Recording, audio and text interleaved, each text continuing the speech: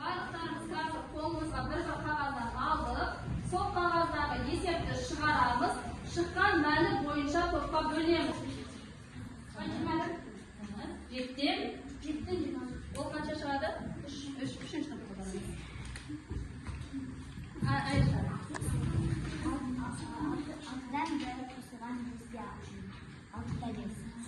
Потом 6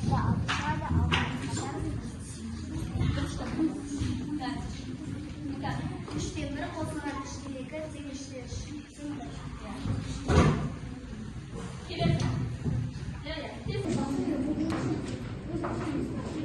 Милlet тапсырмасын тексереміз. Әрқайсының оң жағындағы оқушыға дәптеріңізді бересіңдер және бір-бірімен айнала отырып үй жұмысын тексеріп шығасыңдар. Әрқайсысы өзінің оң жағындағы дәптеріңізді бересіңдер. Дінмұхаммед Жұманға береді, Нұрхан Нұрсұланға береді.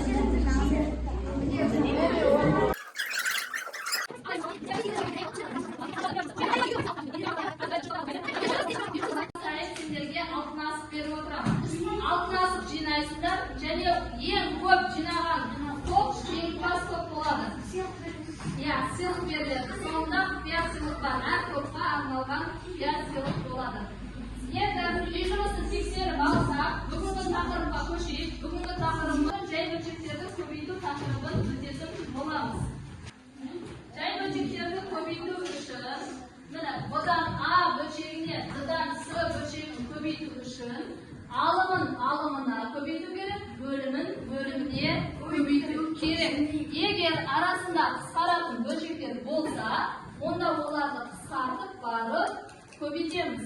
Мысалға, мына жерде 7-ден 3 көбейту 6-дан 5 өрнегін көбейтетін болсақ, қараңдар мынандай.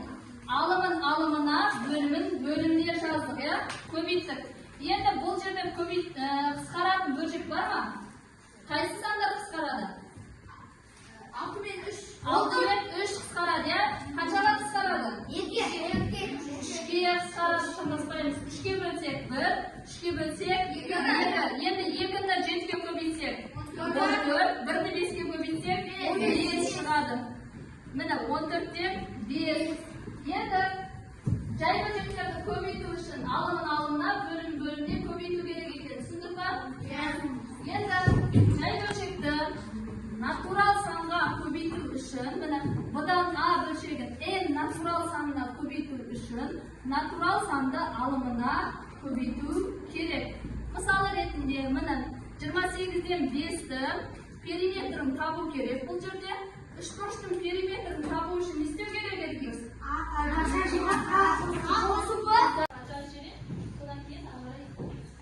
Мысалы ретінде,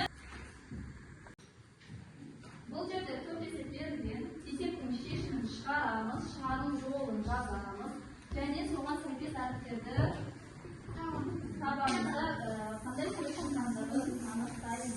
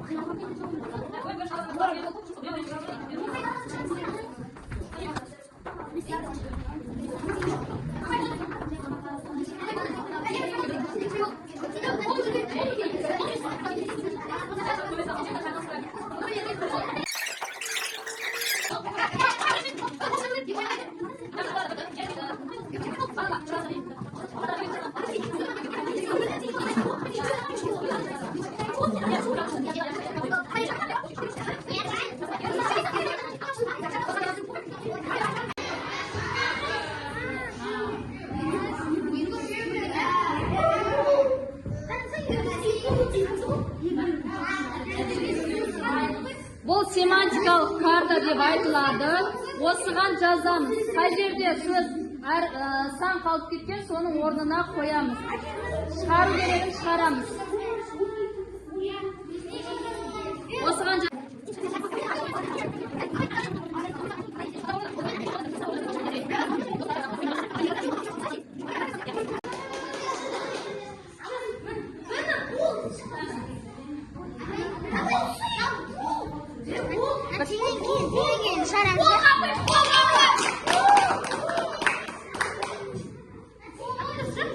дұрыс.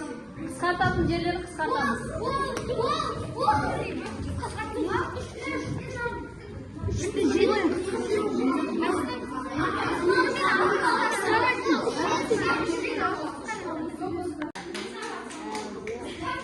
Топпен бірге.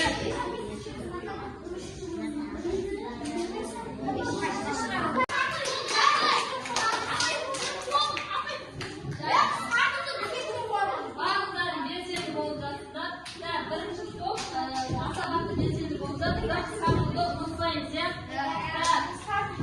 Барлық топқа екі одан болған топқа бір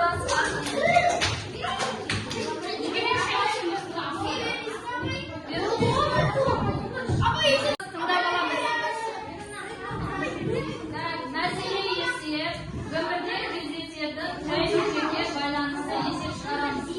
Осы мына жерге қараңдар. Осы орны бар ғой. Осы жерде жазамыз. Қалған нәрселерге тапсырманы көріп, бір-бірімен шартын құру үшін.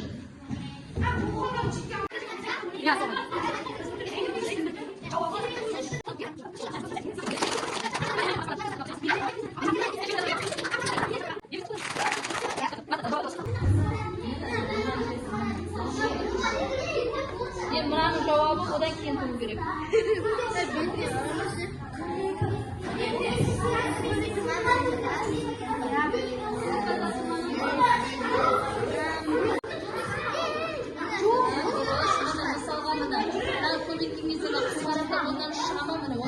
Мына жауап қайсы?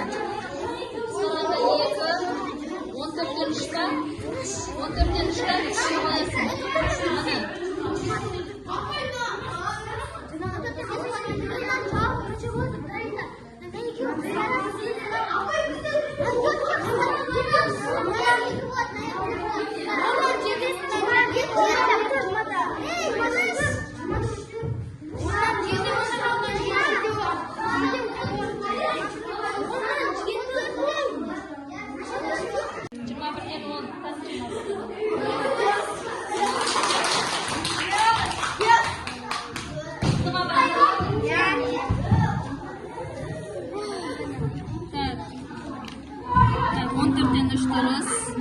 Дұрыс. Жарайсыңдар.